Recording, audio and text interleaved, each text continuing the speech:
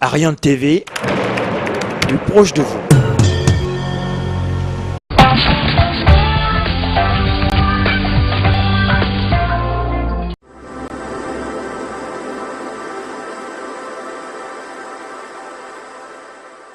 ATV Soir.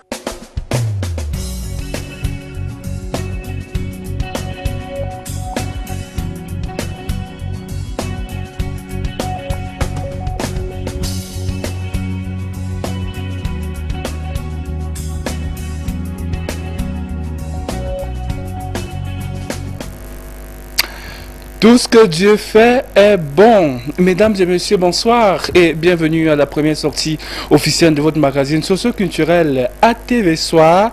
Le week-end a été très douloureux. Il a d'ailleurs très bien commencé pour nous autres. Nous sommes allés assister à l'exposition de notre ami Jean-Michel Dissaquet qui était en compagnie d'un styliste bien connu. Après, on a fait un tour du côté de l'hôtel Franco ici à Yaoundé pour regarder les finales, la finale de la région du centre de l'élection Miss Seme Beach. On a clôturé notre journée avec les 10 ans du styliste bien connu sénégalais, devenu camerounais par la suite, Joe Ali. Mais c'était avec un pincement dans le cœur parce que depuis hier matin, c'est la nouvelle qui fait le tour des réseaux sociaux et les bandes même les plus résistants. Il s'agit du départ subite de Papa Wemba, l'un des virtuoses de la musique africaine, le père de la rumba et de la sapologie. Il s'en est malheureusement allé en pleine prestation du côté du festival d'un ami qui est très proche à mon grand frère à moi, Serge Maboma, qui est d'ailleurs l'administrateur des Macaz. En parlant de Macaz, ils seront avec nous sur ce plateau pour nous parler un peu de l'expérience Musique in Africa. Ils ont séjourné en Allemagne du 3 au 9 mars, enfin du 3 au 9 avril dernier, et ils ont revenu là-bas avec plein de choses qu'ils ont d'ailleurs partagées aux hommes des médias il y a quelques jours de cela du côté de l'Institut Goethe ici à Yaoundé. On en saura un peu plus avec quelques images et les vidéos qui sont revenues avec de l'Allemagne. La bonne nouvelle, c'est que Serge Maboma est parti avec 9 personnes et tous les 9 sont revenus. Personne n'a manqué à l'appel, personne n'a raté son avion, personne n'est devenu un sans-papier, un sans-visa en Allemagne. Ça, c'est une bonne nouvelle. C'est pourquoi j'applaudis des deux mains. Juste après les Macaz, on aura Michel Abega qui sera en compagnie de Cynthia. Ils viendront nous parler d'un ouvrage assez énigmatique quand même. Le Chevalier Noir avec le Graal. Le Graal, c'est un... apparemment sur le Macabo chez les Ewondo. Bref, ils viendront nous voir pour nous parler de ce bouquin. Dans la dédicace est annoncée pour vendredi prochain à partir de 12h à l'hôtel de ville ici à Yaoundé. Et ATV va s'achever avec Jean-Michel Dissaquet qui sera là en compagnie de son frangin pour nous parler de cette exposition Âme Nature qui s'achève le 18 mai prochain du côté du musée national. Comme tous les lundis sur ATV Soir, on commence par rendre grâce à l'éternel Dieu. Et ce lundi 25 avril, c'est grâce à Odin Gaska qu'on va dire merci à Dieu parce qu'on est en vie et parce qu'on a pu avoir du punch pour vous produire cette édition. Bienvenue à toutes et à tous.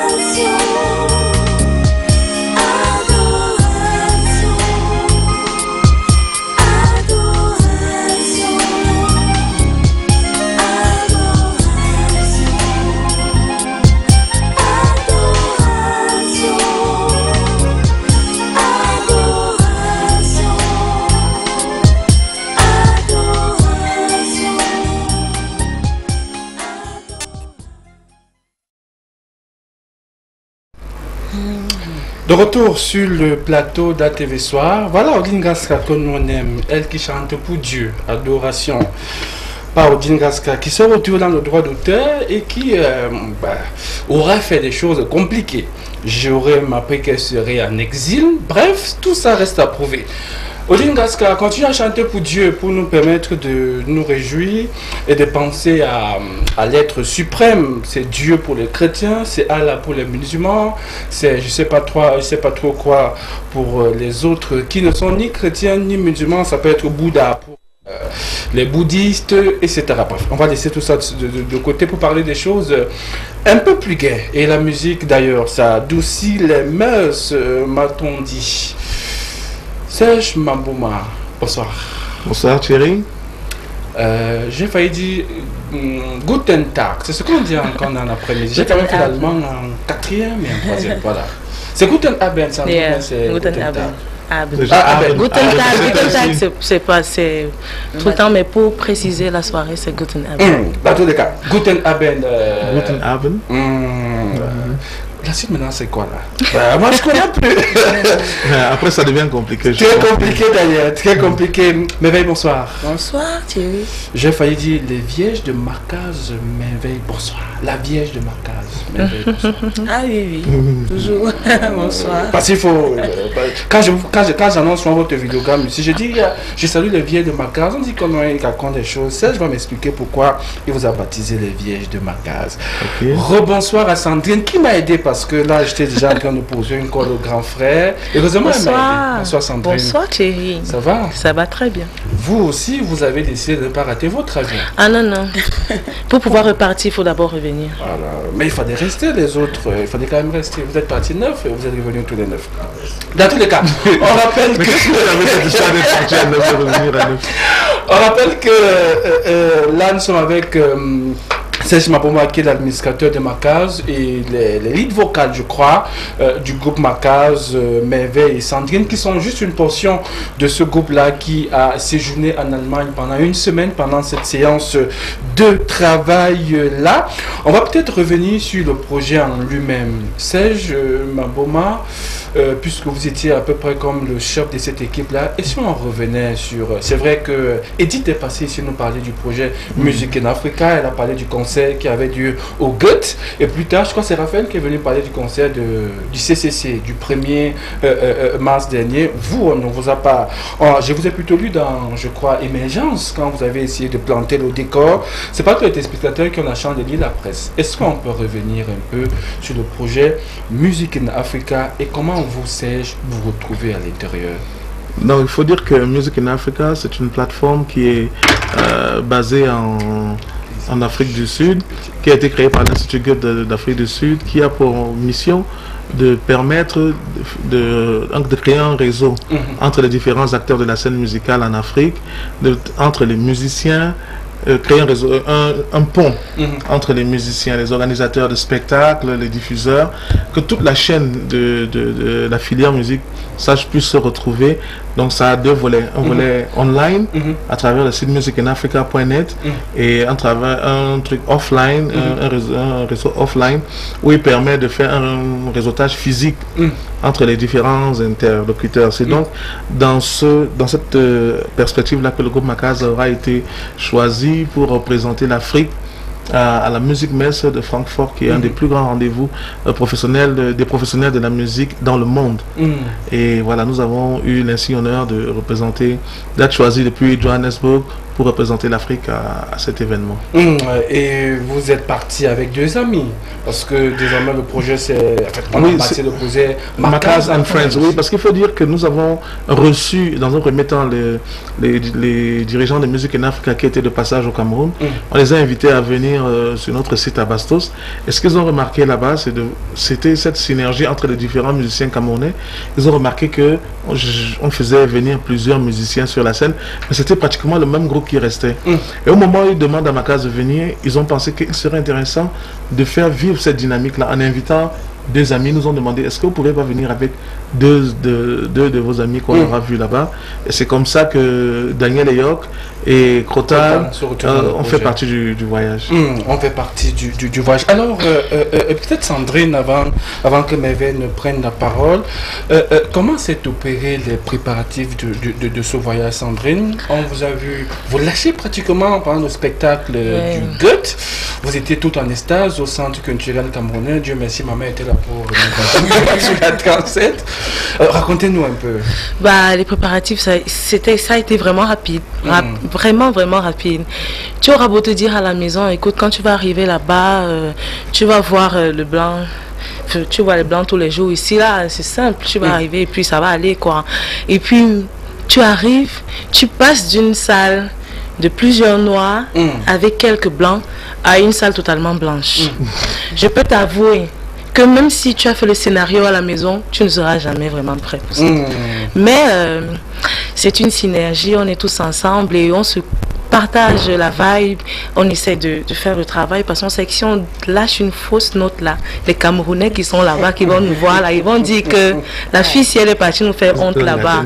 Donc tu n'as pas le choix, mouiller c'est mouiller. Mouiller c'est mouiller. Mais à quel moment toi tu as senti que là les données avaient changé? Quand vous prenez l'avion ou bien quand vous atterrissez en Allemagne, à quel moment tu sens que là je ne suis plus dans un environnement qui m'est commun, je suis avec des gens différents, en fait, des personnes qui sont différentes, des mentalités différentes? Bon, déjà ici je ne réalisais pas vraiment jusqu'à la veille du départ. Parce qu'on a fait un concert pour dire aux Camerounais, voilà, nous allons vous représenter. Et puis quand on arrive, les gens sont tellement gentils, sympas avec nous que directement on se sent à l'aise. Sur la scène, à l'école de musique, comme au concert à la Boat Fabric. Tout allait naturellement, donc on n'a pas vraiment été stressé. Moi, je vois que les choses se sont passées naturellement. Les choses se sont passées naturellement. Mais je reste peut-être avec vous. Je veux savoir, quand vous arrivez là-bas, vous particulièrement, qu'est-ce qui vous a marqué au-delà de cette ambiance que vous êtes en train de décrire? Il n'y a pas une image, il n'y a pas une petite anecdote que vous voulez nous raconter? Il faisait d'abord très froid. Ça, je n'avais jamais connu ça dans ma vie. Donc j'ai plus ce froid. Parce que les premiers jours, on peut dire qu'on avait encore la réserve de chaleur. Mais après 4 jours, ça n'allait plus. Et moi, particulièrement, j'avais hâte de rentrer à partir de cette histoire. Hâte de rentrer. Alors, mais sur les photos que nous autres, on a vues à l'Institut Goethe, je ne sais pas comment le grand frère Serge Maboma lui faisait, peut-être comme il est. Il a une corpulence qui est peut-être 2 fois supérieure à la mienne. Il va nous expliquer. En fait, comment vous faisiez? Vous n'étiez pas aussi couvert comme les autres? Vous étiez en bras de chemise? C'est exactement ce que je disais lors de la conférence de presse. Sur les photos, on voyait bien que bon, voici quelqu'un qui a l'habitude. En même temps, moi aussi j'étais en chemise. Oui, mais bon, c'est parce qu'elle est un peu blanche. Non, mais il faut dire que moi j'aime bien, c'est une sensation que j'aime bien sentir le froid sur moi. Et puis, une chose que les filles n'ont peut-être pas encore relevée, c'est qu'il y avait un tel volume d'activité là-bas que ça nous a permis de baisser le stress. On était hyper sollicités, le programme était hyper chargé et toutes ces activités-là nous ont fait comprendre qu'il y avait quelque chose à jouer. Il y avait quelque chose à jouer. Il s'agissait pour nous d'être des ambassadeurs de la musique d'Afrique centrale parce que les personnes qui nous ont invités là-bas n'avaient finalement aucune idée de ce qu'était la musique en Afrique centrale. On est sous-représenté, on n'est pas représenté, on est mal représenté. Et là, à ce niveau, il fallait démontrer à travers chacune de nos prestations. Quand je parle de prestations, il s'agit même déjà au niveau des répétitions avec les élèves de la Pop Academy parce que nous avons eu à travailler, à faire un workshop avec la Pop Academy qui est la plus grande école de pop music en Allemagne. Et là-bas, ils ont fait le choix des meilleurs élèves de leur école pour venir échanger avec nous. Et je dois vous avouer que c'était quelque chose de très passionnant. Parce qu'on a réalisé là-bas que nous avions quelque chose à donner on avait quelque chose à donner, on avait quelque chose à proposer et ils ont reçu ça. Donc c'était un très grand moment pour le groupe.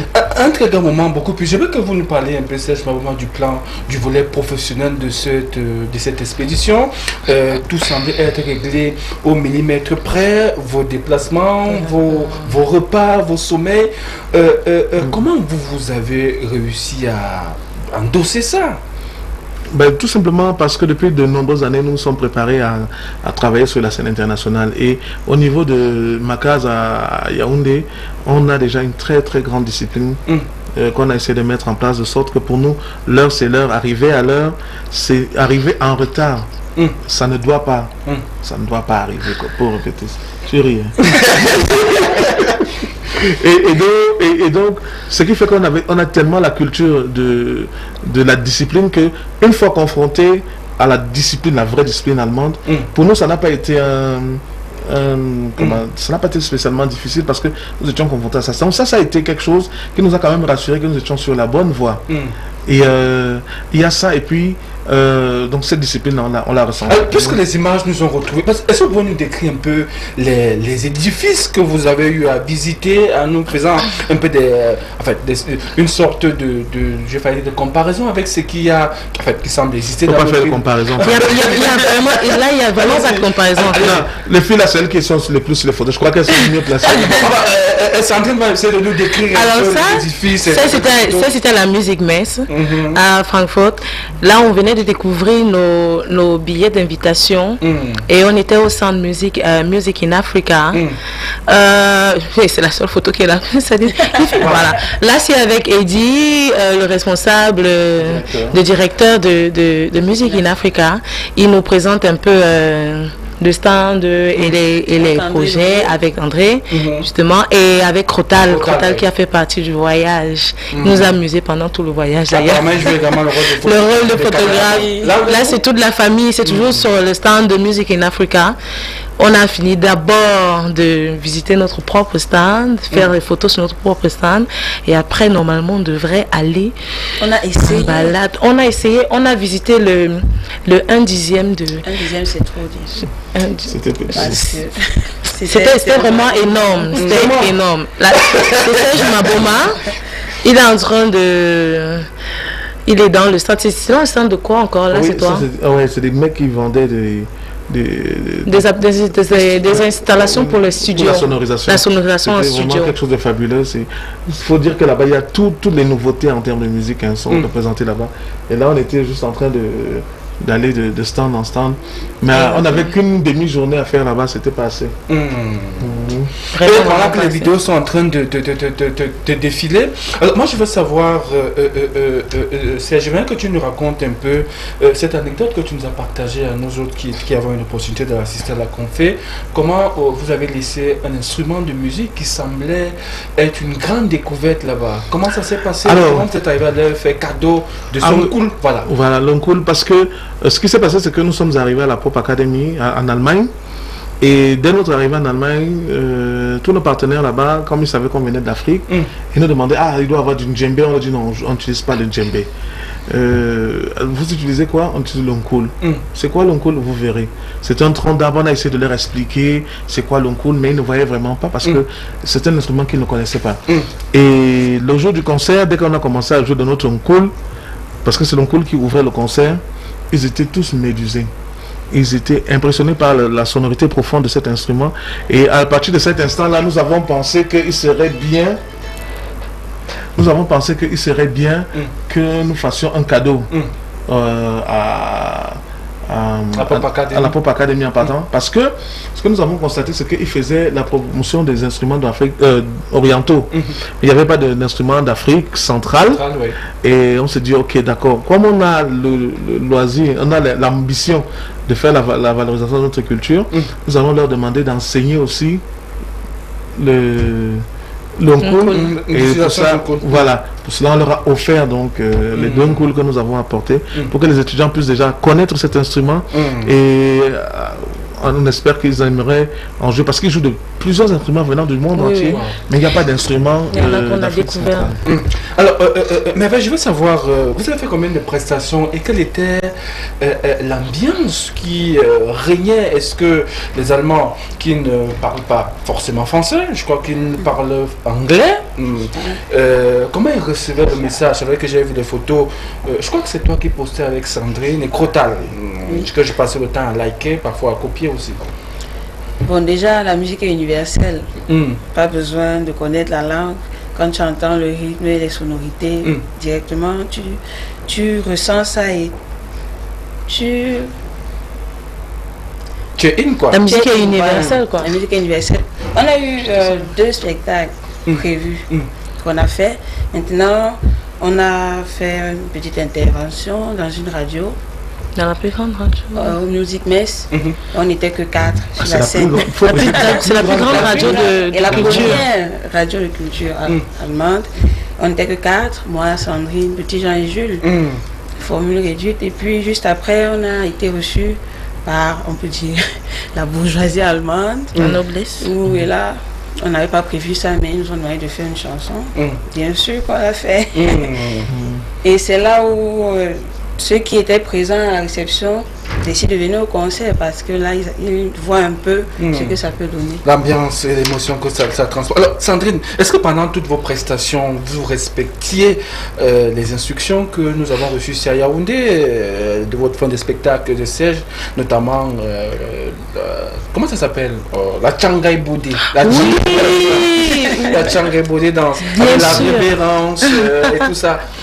Bien sûr, tu sais, ce qu'il y a de formidable avec des gens qu'on connaît, quand tu joues avec des gens que tu connais, c'est que tu peux te permettre de te laisser aller. Alors, la Tchangai Bodé, c'est la fin de concert. Ils ont dansé ça, nous-mêmes, ça nous a dépassé. Ils faisaient la révérence? Ils faisaient la révérence. Quand ils font la révérence, ils font la révérence. Il y a un, là, il a sauté pendant tout le concert. Je crois qu'il a plus transpiré que nous, pourtant il faisait froid. Donc, il a dansé ça. Et puis, il y a un moment dans le concert où je crois qu'on est obligé de tous en parler, la chanson Walai. On a chanté Walai dans les 2 concerts. Mais ça a fait pleurer de la même façon. Les mêmes personnes. C'est pour vous dire à quel point la musique est universelle parce qu'il y a une dame, une blanche qui m'a approchée. Elle m'a parlé en anglais.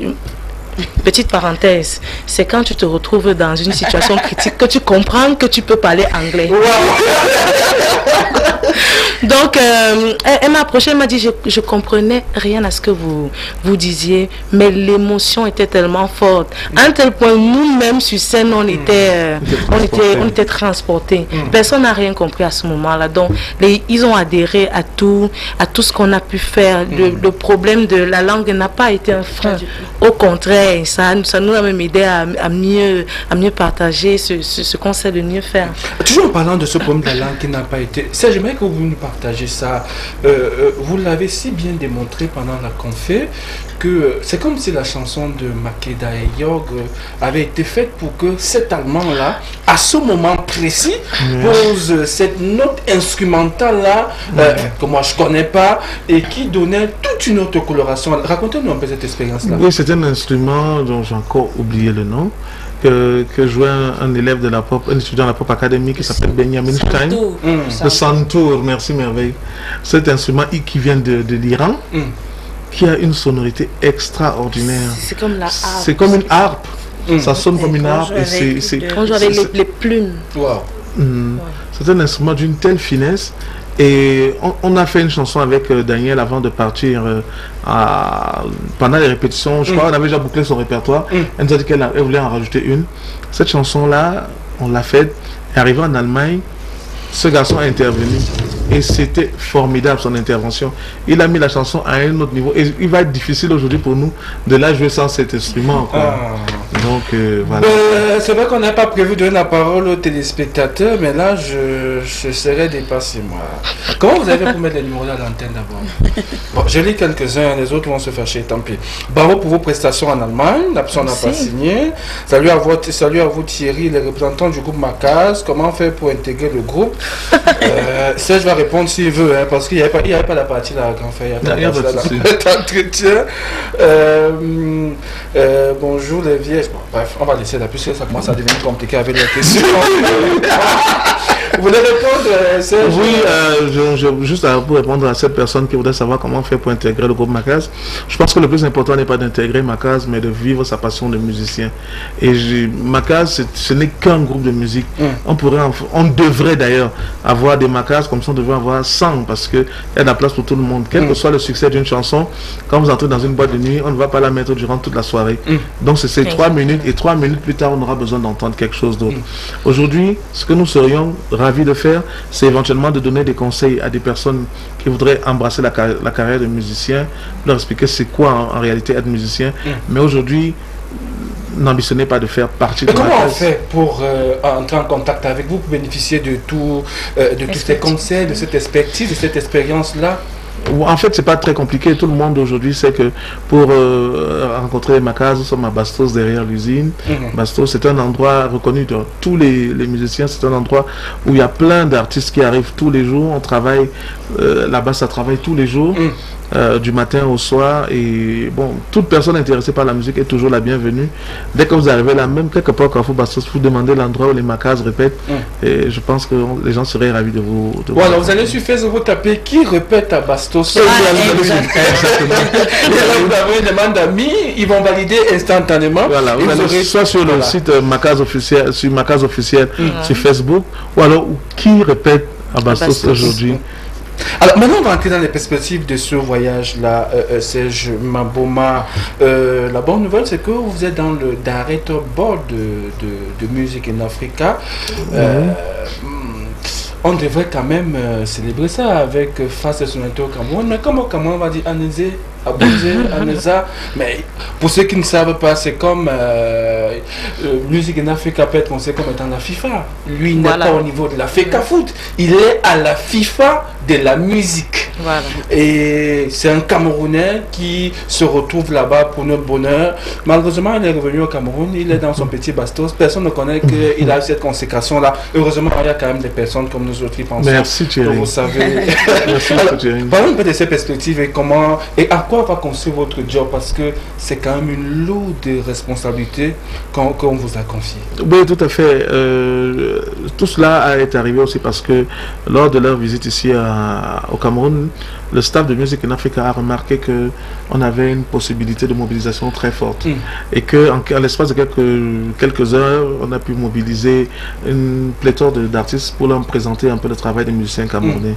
Et lors du voyage de Macaz en Allemagne, nous ne sommes pas contentés de prendre l'avion et de partir. Mais nous avons communiqué suffisamment pour que les gens sachent qu'est-ce qui est en train de se passer, en quel niveau est-ce que Macaz est en train de partir et qui fait partir Macaz. Et au retour, nous avons pensé à faire la même chose. Et il y a un ensemble d'événements auxquels nous avons pensé, parce que nous pensons que cette plateforme-là, elle pourrait permettre de faire enfin la lumière sur la musique au Cameroun. Il y a un certain type de musique au Cameroun qui est laissé pour compte. La véritable musique, celle qui est capable de se défendre lors des festivals internationaux, celle qui est capable de faire de nous des bons ambassadeurs de la culture de notre pays. Donc aujourd'hui, nous avons l'ambition de faire plusieurs événements sur le compte de Music in Africa, et ce faisant, ils ont trouvé ça intéressant. Ils ont dit ok, tu porteras donc la voix du Cameroun désormais dans notre board, tu assisteras aux réunions et tu pourras mieux expliquer aux autres nationalités, parce que nous sommes très absents sur la scène internationale. C'est une très très grosse absence. Cette carence là a fait en sorte que toute une génération de musiciens camerounais se retrouve dans une extrême pauvreté, pas du fait du manque de talent, mais du fait de manque d'organisation qui aurait pu nous permettre de passer du stade d'amateur à celui de professionnel. Et c'était cette espèce de pont-là que je vais essayer de saisir, moi, en tant que représentant du Cameroun aujourd'hui, sur la plateforme Music in Africa, pour vendre la destination Cameroun et maintenant inciter les musiciens camerounais à rentrer dans le giron professionnel et commencer à travailler véritablement pour exporter notre travail. En rappelant que la première étape, c'est d'aller sur www.musicinafrica.net et c'est pas uniquement réservé pour les artistes. Moi, je me suis inscrit mercredi. Mercredi, je me suis inscrit. Si vous allez sur Music in Africa, vous tapez Thierry Edjeke, vous verrez voilà, exactement, parce que c'est très important, parce qu'il y a plein de journalistes, d'hommes de culture, de journalistes, de promoteurs de spectacles qui ont besoin de ces réseautages. Vos articles, toutes vos émissions, tout ce que vous faites devrait pouvoir avoir une vocation internationale, ne pas se limiter juste à notre seul territoire national. Aujourd'hui, l'occasion nous est donnée d'envahir cette plateforme-là avec notre label qualité, parce que tout le monde sait que les Camerounais sont doués. À charge pour nous maintenant de faire de cela non plus une rumeur mais une réalité. La réalité, on va la vivre avec vous, on va la vivre également avec tous nos dignes représentants qui sont partis et qui sont revenus quand on reparle de... J'insiste là-dessus parce que j'ai eu le bonheur de présider au jury d'un événement qu'on appelle African Zip.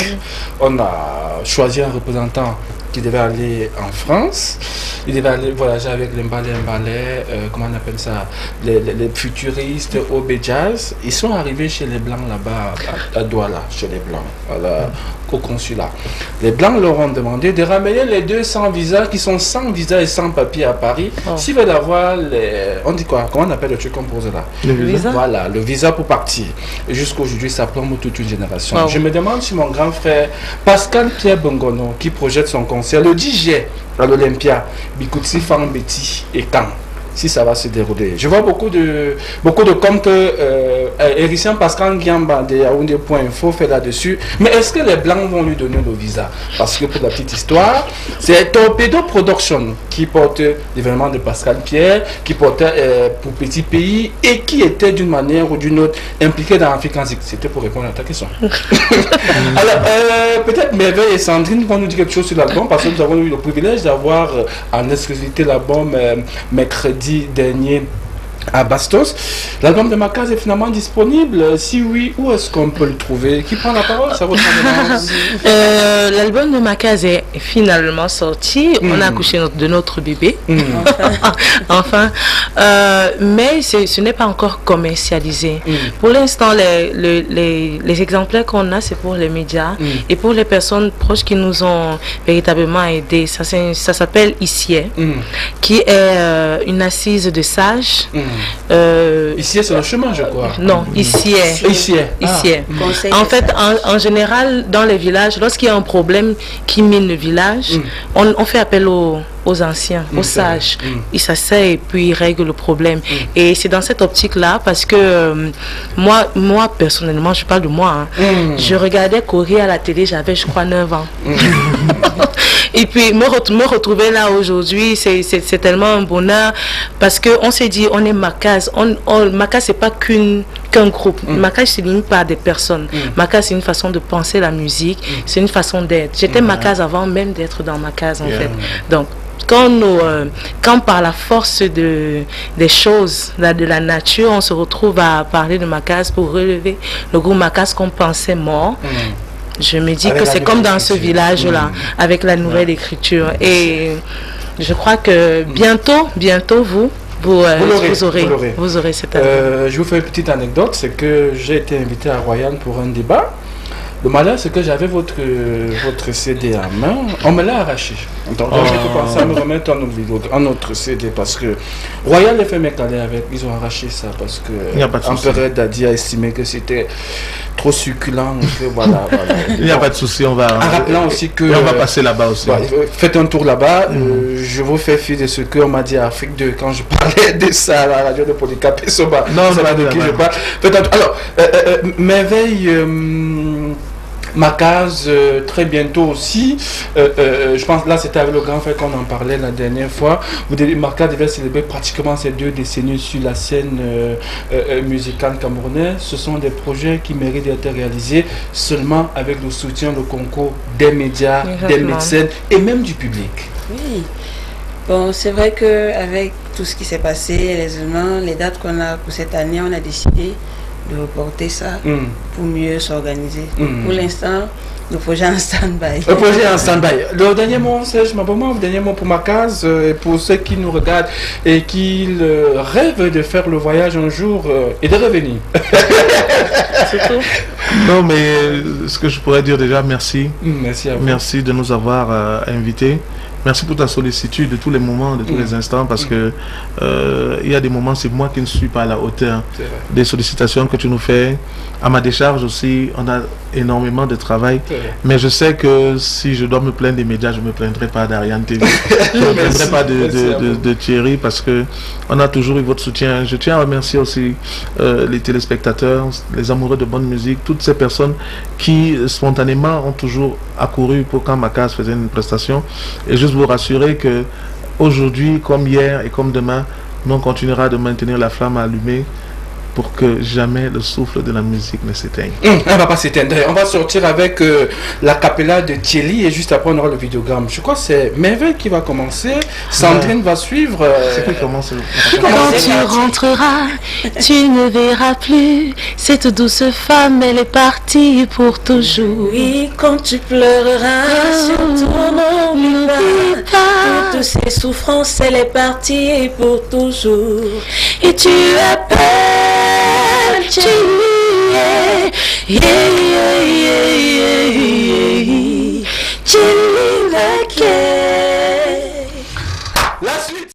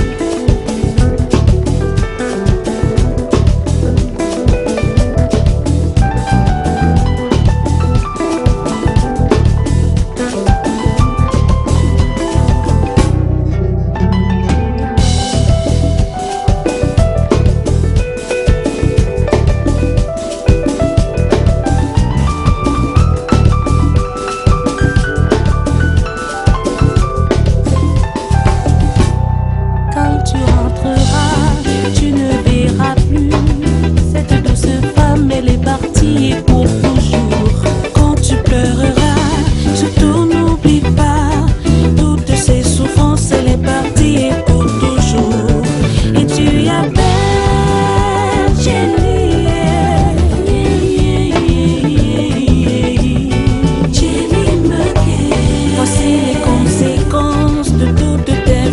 Elle est partie pour toujours. Jenny Maki. Voici la vérité. Elle a trop pleuré. Elle est partie pour toujours. Jenny Maki.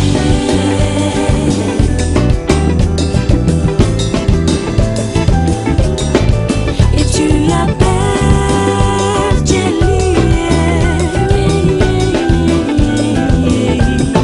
Jenny Maki.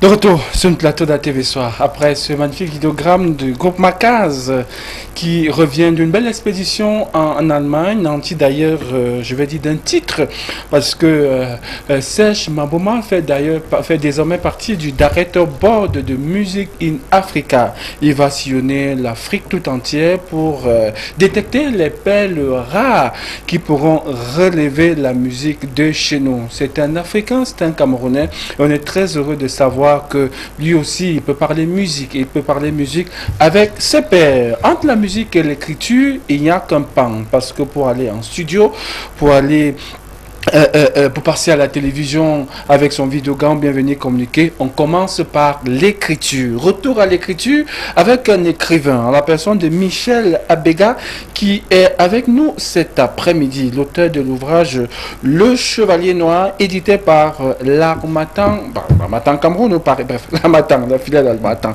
Michel Abega, bonsoir. Bonsoir Thierry. Ça va?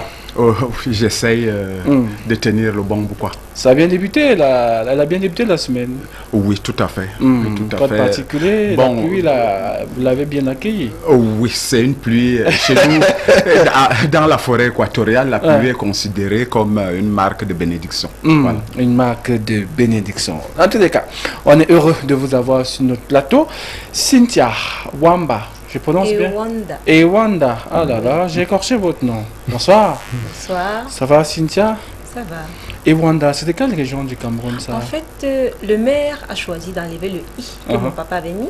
Il a mis le A. En fait, je suis du centre, je suis Ewandozushi Etoudi.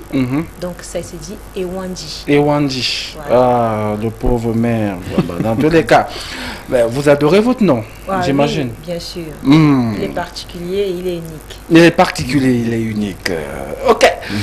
Vous êtes là pour nous parler de cet ouvrage. On va peut-être parler de l'auteur. Alors, Michel Abega, vous êtes l'auteur de cet ouvrage, oui, Le tout Chevalier Noir.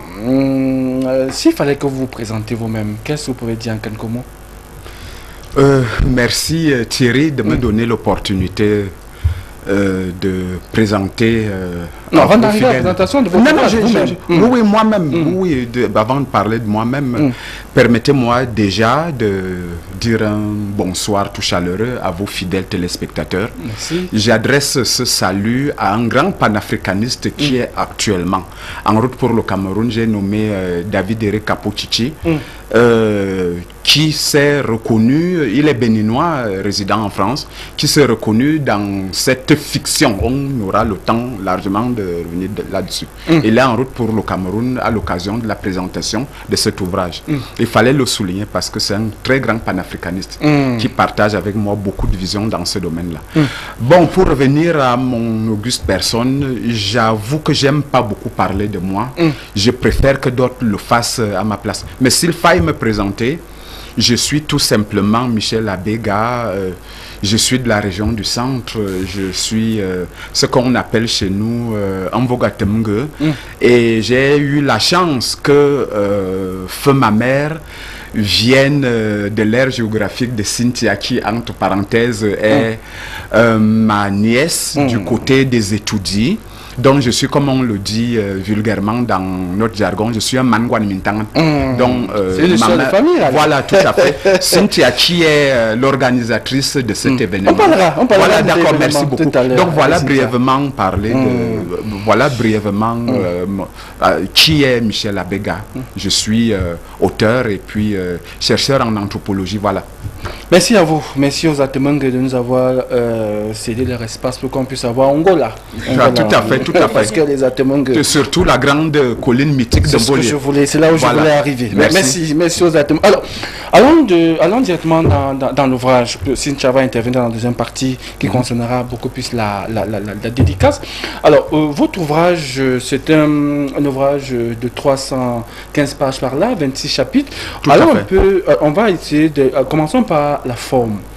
La première de couverture, on a, c'est une feuille de macabo, on verra ça à l'image, j'espère, une feuille de macabo, et on a la couleur rouge qui est dominante. Votre nom est écrit, me semble-t-il, en noir. En noir, oui. Et le titre, le chevalier noir, lui, il est écrit en blanc. Est-ce qu'on peut avoir la symbolique, la sémiotique des couleurs et des images que refait cette première de couverture? Oui, merci Thierry. J'avoue que cette question m'a été posée déjà à plusieurs reprises. Et je vous avoue mon ignorance quant au choix de l'éditeur par rapport aux couleurs, par rapport à tout ce que vous avez souligné. Ce que l'auteur que je suis a fait, c'est d'envoyer à l'éditeur sur sa demande la photographie de cette plante, on en reparlera, qui est la quintessence même de cet ouvrage-là. Cette plante, on en reparlera. La plante déjà, c'est quoi? La plante, c'est ce qu'on appelle un macabo sauvage. Et cette plante, si vous me donnez l'occasion de... Merci beaucoup. Cette plante fait partie... de la cosmogonie des peuples de la Lekie. Cette plante, elle s'appelle le banga en langue mangisa.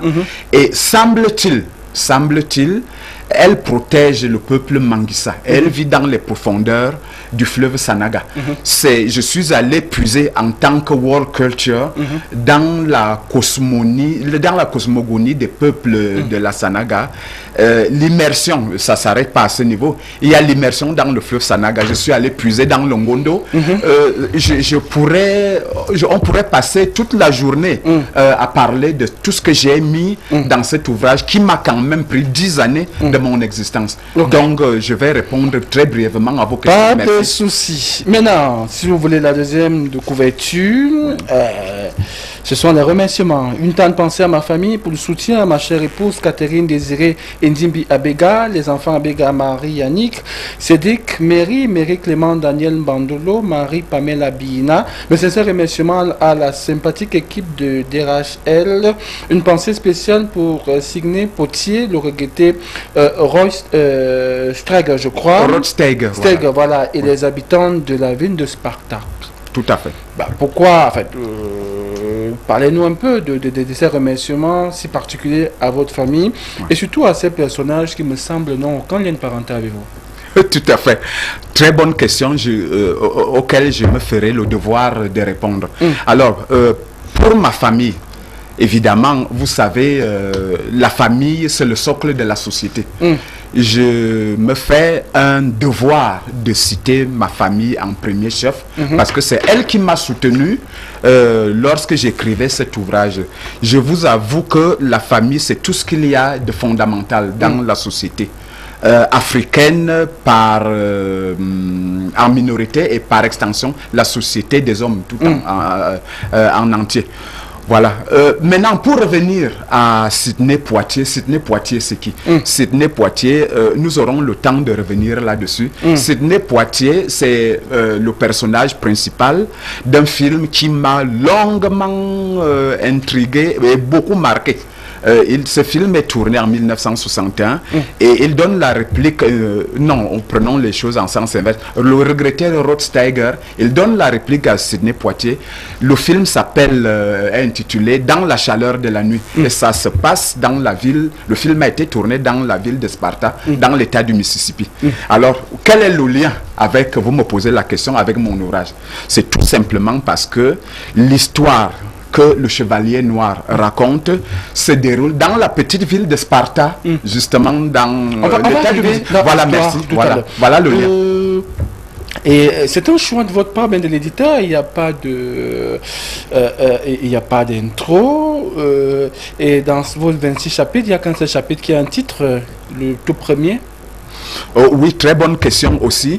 Je tiens à dire tout de suite que nous commençons par un été de nos jours. Ce n'est pas du tout le titre de ce chapitre-là.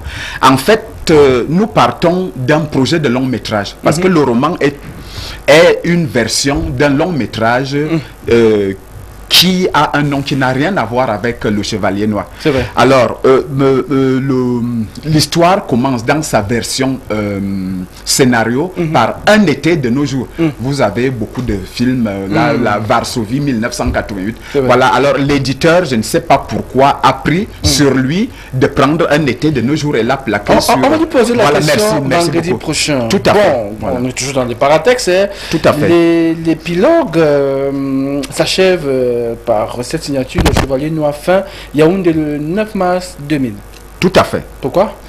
Tout simplement parce que, comme je vous l'ai dit, le roman n'est que la dernière version de ce grand projet. De ce grand projet. Okay. Alors l'écriture du long métrage s'achève justement à cette date. Et j'ai tenu à être en symbiose avec moi-même. C'est-à-dire que l'histoire, dans sa version originale, s'achève, son écriture s'achève à cette date. C'est entendu. Merci. Qui est Denise Bihina pour vous?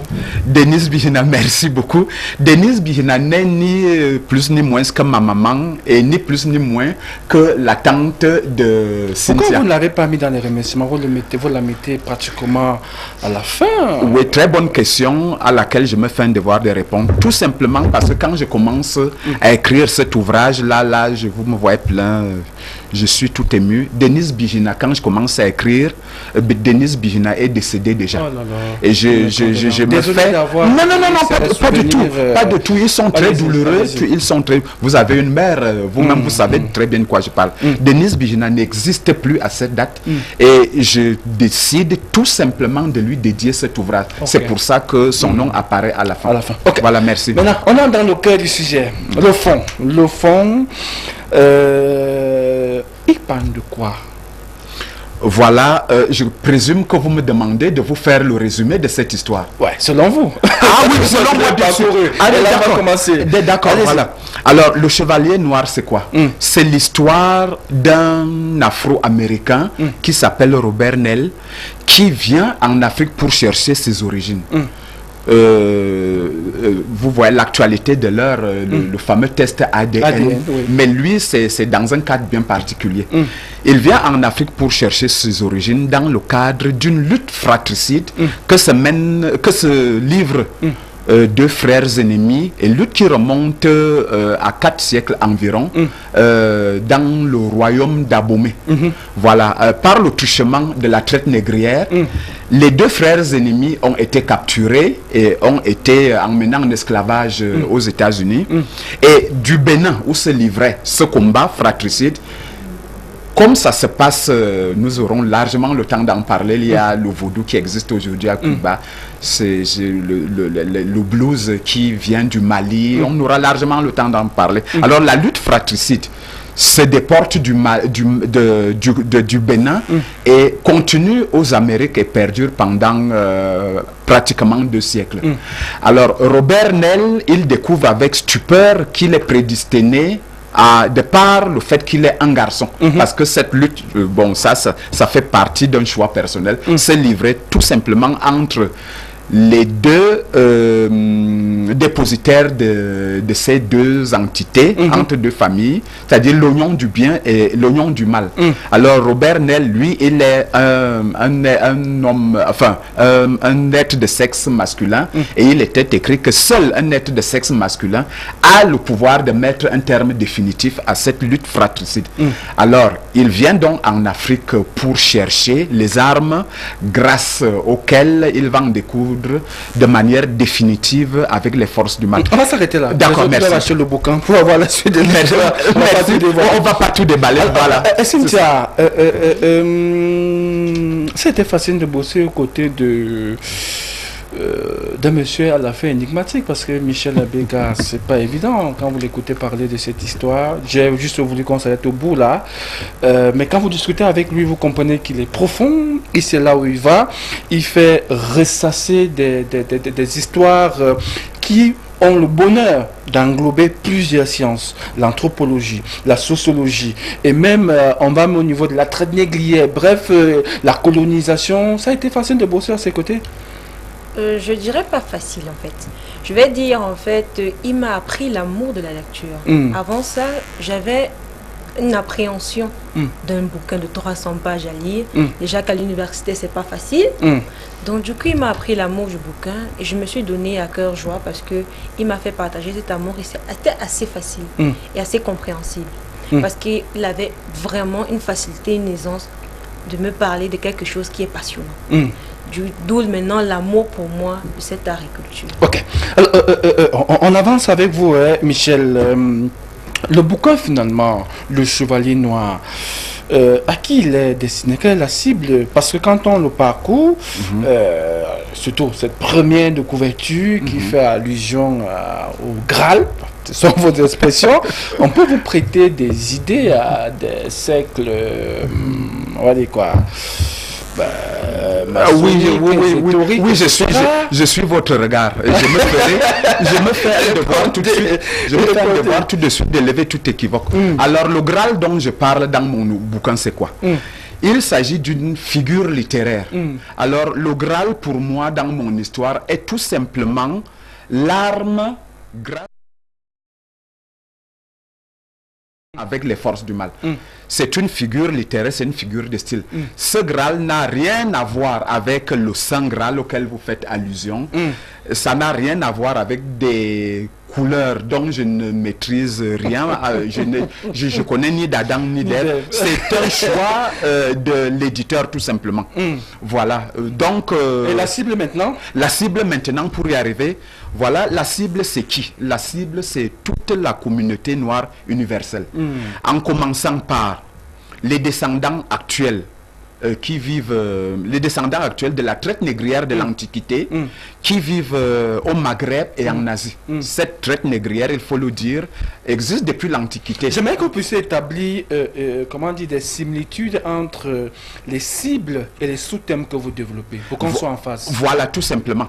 Alors, ces descendants, mon souhait le plus ardent, c'est qu'en réalité, ils ne savent plus rien. Ils ne savent plus rien des valeurs traditionnelles de chez eux. Alors, c'est ça, pour ce qui concerne les descendants de la traite négrière de l'Antiquité. Maintenant, j'interpelle les descendants actuels de la traite négrière qui a commencé vers 1500. ces personnes aujourd'hui sont complètement déracinées. Elles ne savent rien de l'Afrique pour certains. En dehors, comme nous l'avons dit tout à l'heure, du test ADN qui permet à certains d'entre eux de savoir quel est leur pays d'origine. Et pour certains même, l'ère géographique, on aura largement le temps de revenir là-dessus. Et maintenant, la troisième cible, c'est qui? La troisième cible, c'est les négro-africains. Qui, comme je le dis dans mon roman, n'ont pas très souvent connaissance du fait que certains noirs qui vivent dans la diaspora ont un regard purement dédaigneux de ce qui peut être leurs origines. Et justement, je le traduis par le comportement de la compagne de Robert Nel, pour qui il le dit quelque part, quand en réplique à Robert Nel, qui lui reproche ce manque d'intérêt pour l'Afrique. Elle lui dit, bon, je ne le sens pas dans mon quotidien. Je ne la sens pas dans mon quotidien, l'Afrique. Donc voilà les trois cibles de mon roman. Il faut acheter l'ouvrage. Il coûte combien? Il coûte 33 €. 33 €. Voilà. En CFA pour nous autres. Oui, nous pourquoi vous dans... Tu n'as pas encore pris l'avion? Oui, tout à fait. Bon, en fait, je ne fais que reprendre ce qui est écrit sur l'ouvrage. Donc, nous nous retrouvons dans les 21 600. Bon, 22 000 francs CFA. Achetez cet ouvrage. C'est important, c'est capital de la voix. Alors, la trajectoire que vous donnez à votre ouvrage, laquelle la trajectoire? Bon, voilà, il y a des finalement au cinéma. Ah ben voilà, justement.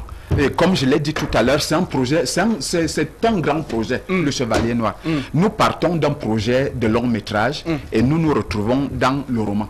Et maintenant, mon rêve, c'est de voir cette œuvre portée à l'écran. Ça, c'est mon souhait le plus intime. Ça, je vous fais la confidence tout de suite. Ça va y arriver. Bon, maintenant, sur le plan purement littéraire, certains de mes lecteurs l'ont déjà dit, cette œuvre a sa place dans les programmes scolaires et même universitaires. Si vous m'en donnez l'opportunité, merci beaucoup. C'est pour ça que j'ai pris le soin sur moi de prendre 2 extraits qui peuvent être des sujets de dictée et questions dans le cadre du BEPC.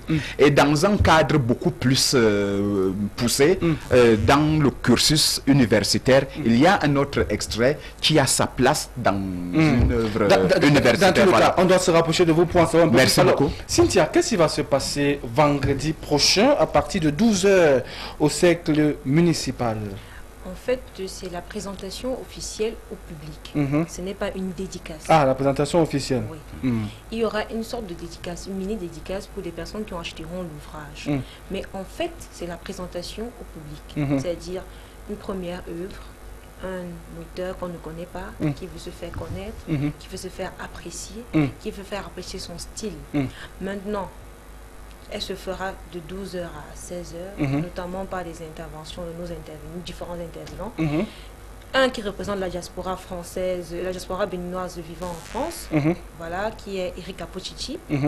Et nous avons Blonde à ma vie, qui est la remplaçante de Pierre Adjotin, qui est elle aussi béninoise, qui viendra et qui nous donnera sa vision de l'œuvre, parce qu'elle a lu. Et il y a une certaine appréhension que chacun s'est fait de l'ouvrage. Donc maintenant, nous avons aussi l'intervention du directeur de l'Harmattan, Monsieur Mondoué, qui nous dira en fait qu'est-ce qui l'a poussé à éditer un tel ouvrage.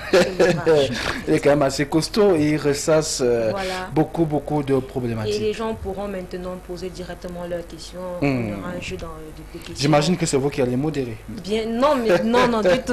Nous avons un modérateur qui est Tony Meffray. Tony Meffray. Oui, que vous connaissez d'ailleurs très bien. C'est lui le modérateur du Massa. Oui, voilà, c'est Tony Meffray qui est le modérateur. Il sera notre modérateur. Comme on dit souvent, il y a celui qui pousse le feu, le bois sur le feu, et il y a celui qui mange la nourriture qui est préparée sur le feu, voilà. Donc je serai en train de pousser le bois. On va manger, il n'y a pas de souci. On aime la partie là. L'entrée, elle commence, c'est payante, c'est libre et gratuite, et vous situez un peu le centre, le cercle municipal. Le cercle municipal, c'est à l'hôtel de ville de Yaoundé, justement. Et l'entrée, en fait, c'est sur invitation. Oui. Mais toute personne désirant vraiment participer et venir à cet événement, est prié de se rapprocher vers l'atelier Ariane TV. Ouais, faites un tour, on va vous donner quelques... C'est quoi les tickets? C'est bien, bref, Emmanuel, comment on appelle ça? Voilà, vous aurez des billets d'invitation. Voilà, c'est joli tout quand à même. fait. Ouais, Joli. Vous pouvez faire des selfies avec, comme juste la mode maintenant, faire des selfies avec et les pots de fleurs et bref. Bon, avec juste une petite, pour clôturer, une petite seconde, il faut dire que pourquoi les Béninois? Tout simplement parce que les Béninois se sont reconnus dans cet ouvrage. C'est à cette occasion que j'ai été invité au Bénin il y a 2 ans dans le cadre d'une tournée d'un groupe guadeloupéen dont les origines se trouvent au Dahomey. Il y avait des plages de lecture. Et ce sont ces Béninois-là qui se sentent impliqués, concernés par cet ouvrage. Ils viennent donc me soutenir. Merci beaucoup. Pour pouvoir parler des questions de traite négrière et de reconversion, si vous voulez, même des terres ADN. Et on va prendre votre ouvrage comme étant une véritable boussole pour nous éclairer. Merci beaucoup. Vous serez des nôtres. Merci à tous les deux d'être passés. On se donne rendez-vous vendredi prochain à partir de 12h. Nous y serons, puisque les tissus sont en train de pousser le bois. Nous, on va manger. Et je vous souhaite bon appétit à la base. Merci. On vient revoir avec juste un bout de Papa Wemba. Juste après, on parlera de l'exposition Âme et Culture, en fait, Âme Nature, qui a reçu l'exploit de pouvoir allier la sculpture et la mode. Ça ressemble à quoi? Juste après, on découvre.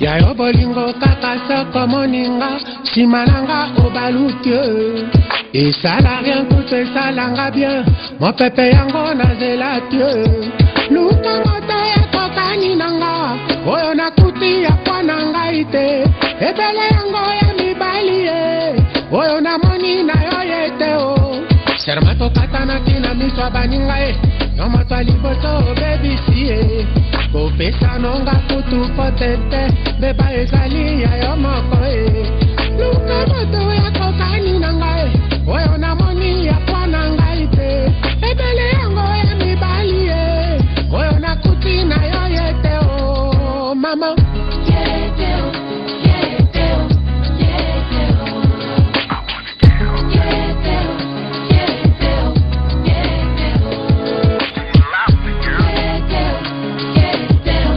yete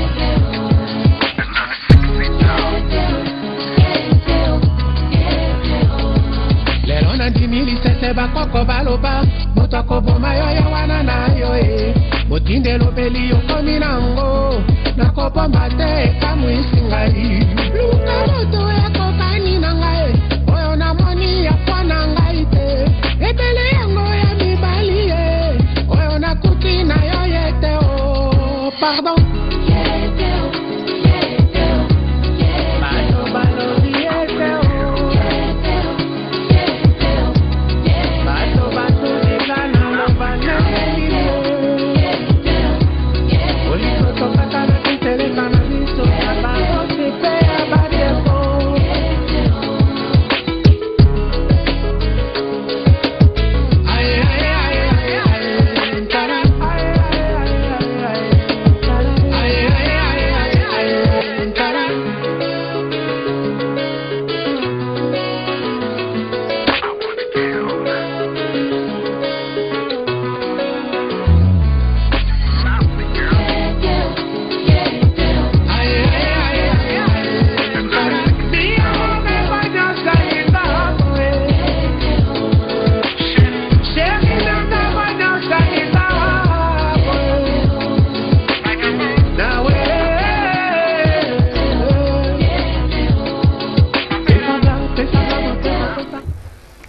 De retour sur le plateau d'ATV Soir, c'était une autre façon à nous de rendre un vibrant hommage à Papa Wemba.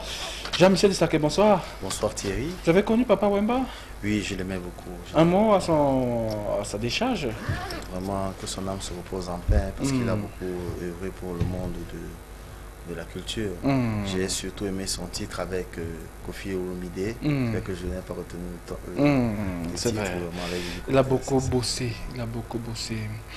Alors, Jean-Michel Dissaké, vous êtes plasticien, artiste plasticien, et vous êtes connu, en fait, à tort, par une expression ébogas, qui est d'ailleurs le titre de l'une de vos expositions. Oui, oui, ébogas, c'est le cri de la forêt, en fait. C'est un néologisme, ça n'existe pas. En 2005, quand j'ai assisté à la destruction massive de la forêt sacrée Babenga, j'étais vraiment troublé et à un moment je dis mais quel beau gaspillage. Et c'est là où je décide de présenter Ebogas. Ebogas qui est ma toute première exposition et tout, picturale, qui était présentée au CLAC et ensuite à la Pamba Bali. Ok, vous avez choisi un couloir qui vous est très particulier, travailler sur la sculpture. C'est facile, et pourquoi ce choix? Travailler sur la pictosculpture. Voilà. Pourquoi ce choix? En fait, j'ai pas choisi travailler sur la pictosculpture, mais c'est la pictosculpture qui m'a choisi en fait. Pourquoi? Je m'explique.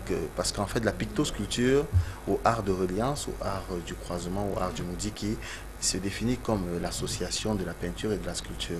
C'est ni l'un ni l'autre, mais les deux, à un moment donné. En fait, ici, on essaie de mettre en exergue le mouvement, la matière.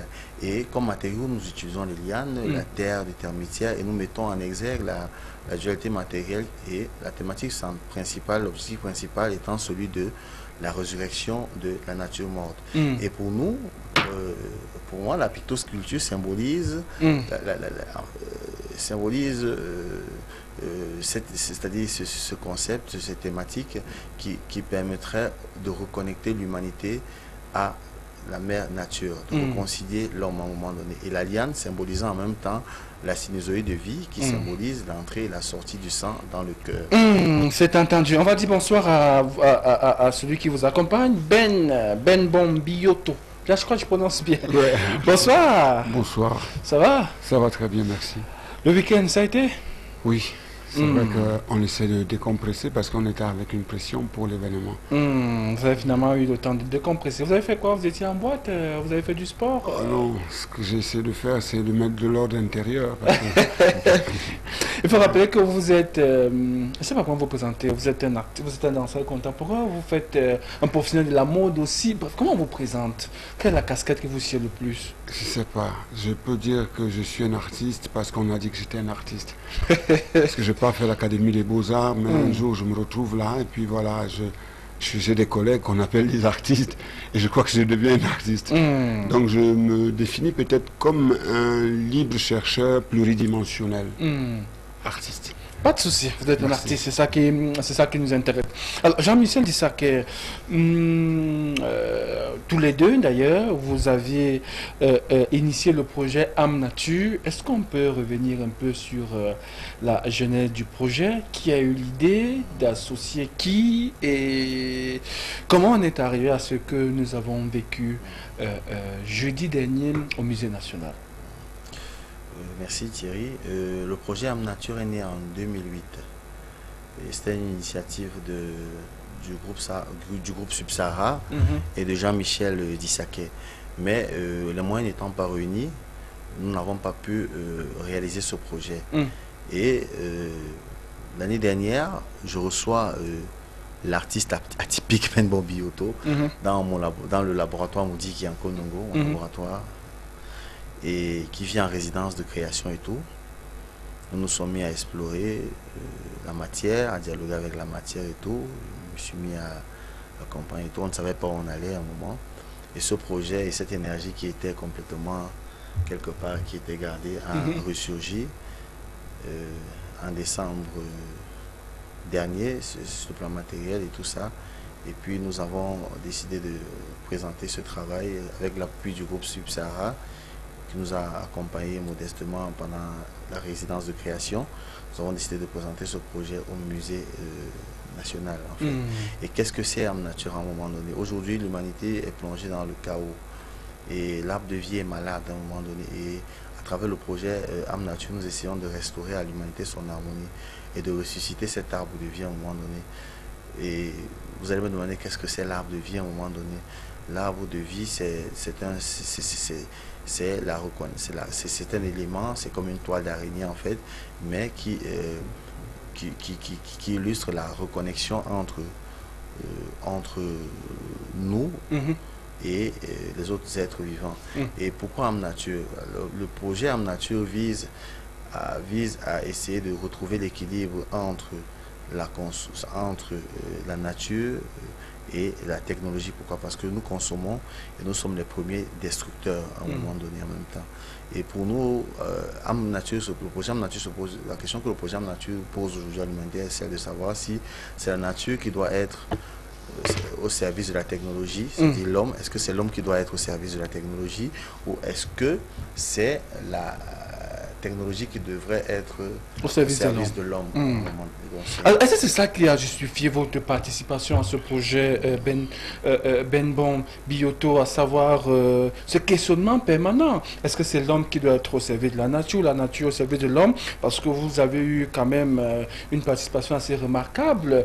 On a vu des mannequins avec des tenues que vous avez essayé de nous décrire ici, et aussi, comment on appelle ces mecs qui étaient très grands de taille là, etc., des souffleurs, il y avait bref, c'était tout un carnaval en principe. Merci beaucoup pour les compliments. En fait, c'est un concept qui je partage déjà depuis un certain temps, dans les années 98, dont j'ai nommé African Way of Life, qui avait pour but de réveiller les consciences. Et ensuite, après qu'elles se réveillent, forcément, il faut les éduquer.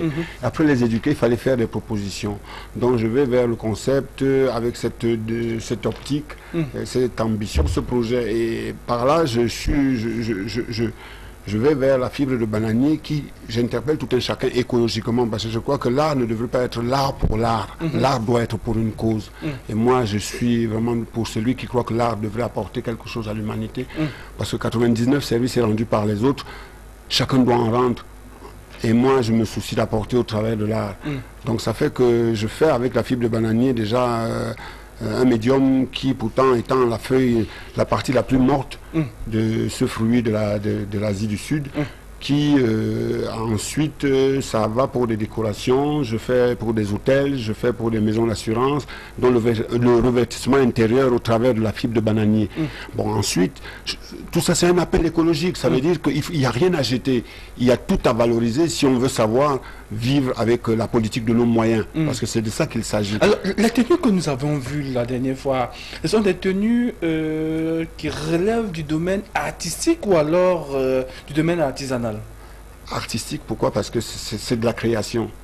C'est-à-dire ça quitte de moi pour apporter un message. Il y a tout un message, il y a toute une démarche écologique à l'intérieur, par exemple, et d'autres. Parce que quand vous regardez, par exemple, j'essaie de tirer une sonnette d'alarme à tous ceux qui peuvent regarder le pneu, qui est ce qui nous lie entre le nord et le sud, l'est et l'ouest, j'en passe, qui même pendant les événements malheureux ou heureux, souvent c'est le pneu, c'est vraiment tout ce qu'on demande au pneu, c'est de remettre les lettres de noblesse au pneu. Dans le pneu, si nous ne consommons pas le pneu, il va nous consommer. Parce que si vous faites un rétrospective peut-être pour 10 ans en arrière, avec des statistiques depuis le port, si le véhicule que vous pouvez avoir à chaque fois qui est dédouané minimum peut avoir 5 pneus, parce qu'il y a 4 pneus plus la roue de secours, il y en a ceux de 18 roues, de peut-être 10 roues, on va dire qu'après, qu'est-ce qu'on en fait après usage principal? Où est-ce qu'on les met, ces pneus? Le recyclage des pneus. Et ces pneus, on ne peut pas le brûler parce que si après on les brûle, ça va sur les nuages, ça se déporte après vers les océans quand les pluies viennent. Il y a des cas aquatiques, il y a tout ce qui peut se passer pour des pulmonaires, cancers, cataractes. Donc au départ, je me dis c'est vraiment un problème parce que je vois aussi que sur le pneu, on ne peut pas avoir un village qui peut accepter une décharge de pneus. Et il y a des conteneurs de pneus de seconde main. C'est bien beau le pneu, mais remettons ces lettres de noblesse, consommons encore plus le pneu, sinon il va nous consommer. C'est ça la démarche. La démarche, elle est artistique, elle est d'ailleurs professionnelle. Alors Jean-Michel Dissaké, comment s'est opérée cette fusion d'esprit, cette fusion des visions avec Benbon Bitoyo, au-delà de la raison de création, malheureusement. On s'excuse, mesdames et messieurs, parce qu'on aurait pu vous diffuser quelques images de ce vernissage qui a eu lieu jeudi dernier au Musée national. Nous qui avons fait le déplacement, on a senti une fusion, on a senti une dualité entre deux êtres. Comment elle s'est opérée? En fait, ce que je veux vous dire, c'est que le projet que nous avons présenté, que nous continuons à présenter au Musée national, n'est pas seulement une exposition, mais c'est un spectacle vivant. Et tout à l'heure, je vous ai dit que Benbon Bioto était en résidence de création, ça fait déjà 1 an, il est en résidence de création dans le laboratoire Moudiki au Kaufui Technical Ndongo, où nous avons, et où nous avons eu à échanger, nous avons collaboré et nous avons eu un suivi et tout ça. C'est un laboratoire de recherche à un moment donné. C'est pas un choix qu'on a eu à faire à un moment donné, mais pendant sa résidence et tout, il y a eu des éléments, il y a eu un fil conducteur, c'est-à-dire qui lie la pictosculpture à sa création plastique. Pourquoi? Parce que je dirais que Benbon Bioto crée quand même avec des matériaux qui ne sont pas des matériaux qui sont facilement digestes pour à être facilement consommables dans le vestimentaire, c'est-à-dire dit par l'homme normal à un moment donné. Et il choisit de détourner complètement la matière, c'est-à-dire il détourne le caoutchouc, le pneu à un moment donné pour redonner notre vie avec ça. Et du tissage avec l'aluminium et tout, voilà, justement. Alors, et maintenant, ce qui se passe, c'est que pendant son exploration et tout ça, le tissage, l'assemblage, à un moment donné, que lui, il utilise sur le vestimentaire aussi, ce sont des éléments aussi qui se retrouvent aussi dans la pictosculpture, d'où le croisement à un moment donné, d'où la liaison à un moment donné. Pourquoi? Parce que qu'est-ce qui se passe? Je vais revenir sur le plan matériel. Dans la forêt, les lianes se baladent des arbustes jusqu'aux grands arbres et tout ça. Et ce sont les lianes qui brisent les frontières et elles transportent l'énergie qu'elles diffusent, qu'elles diffusent et qu'elles cèdent à presque toutes les entités qui y sont. Et aussi dans le paysage urbain, ce sont des câbles et des câbles d'aluminium qui transportent l'énergie que nous consommons au moment donné. Donc le fond de cette thématique est celui aussi de voir un peu comment on peut retrouver une certaine harmonie dans le sens de la circulation de l'énergie dans le cosmos et même la gestion de cette énergie. D'où la liaison des travaux de Jean-Michel Issaquet et des travaux de Benbon Bioto, d'où l'intervention de ces échassiers. Pourquoi? Parce que là, nous étions en train d'assister à une sorte de palabre. Une palabre vraiment très écologique et une palabre contemporaine, parce que on ne décide pas, on fait chez nous en Afrique.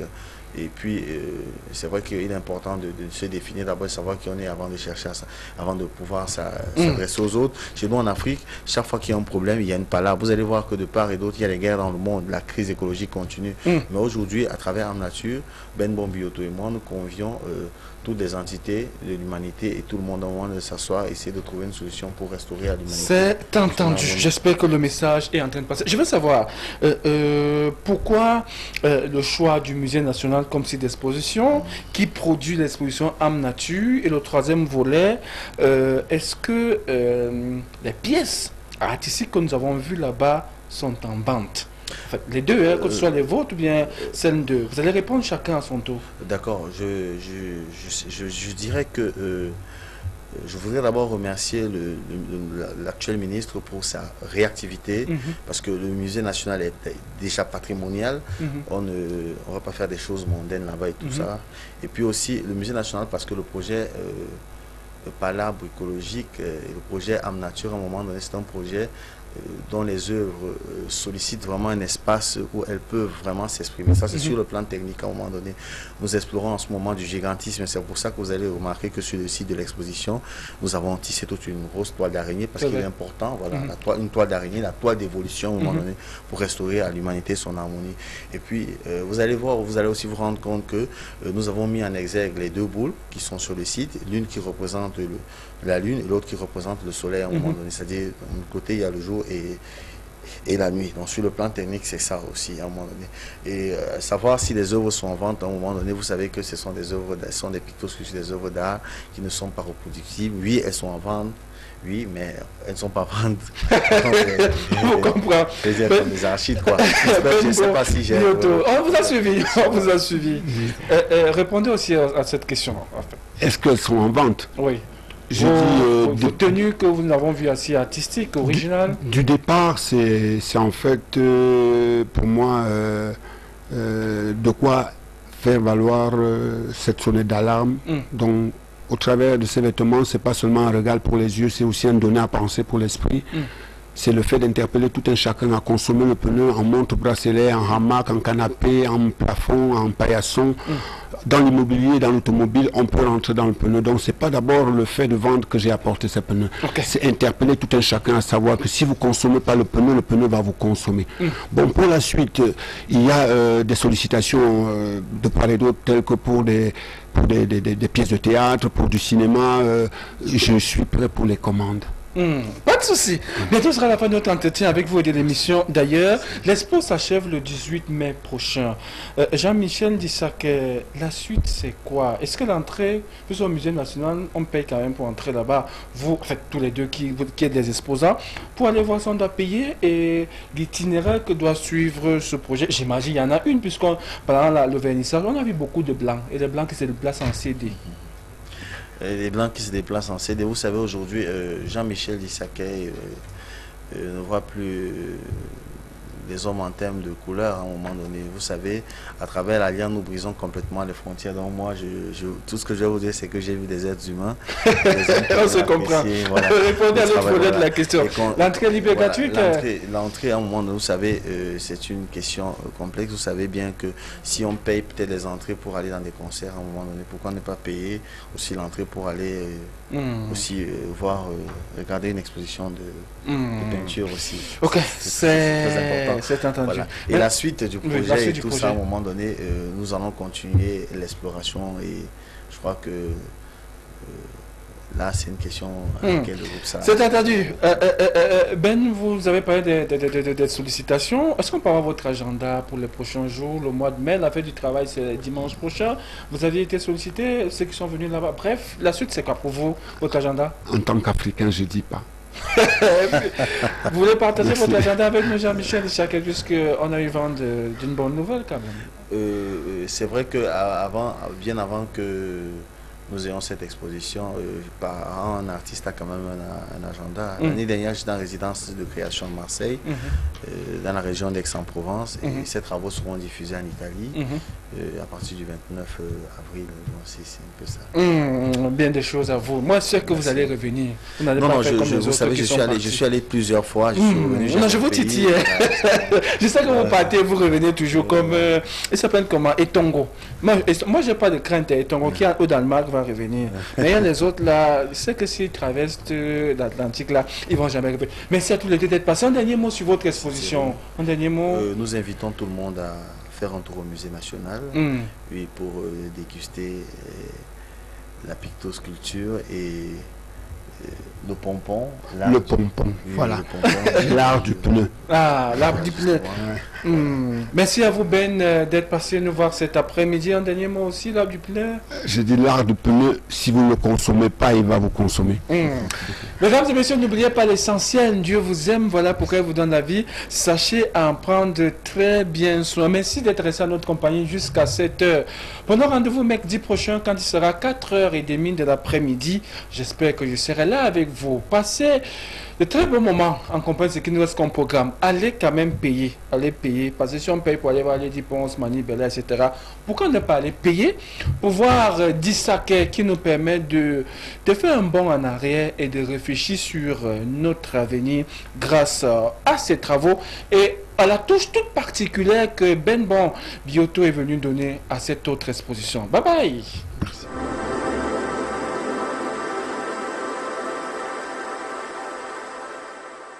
À TV Soir.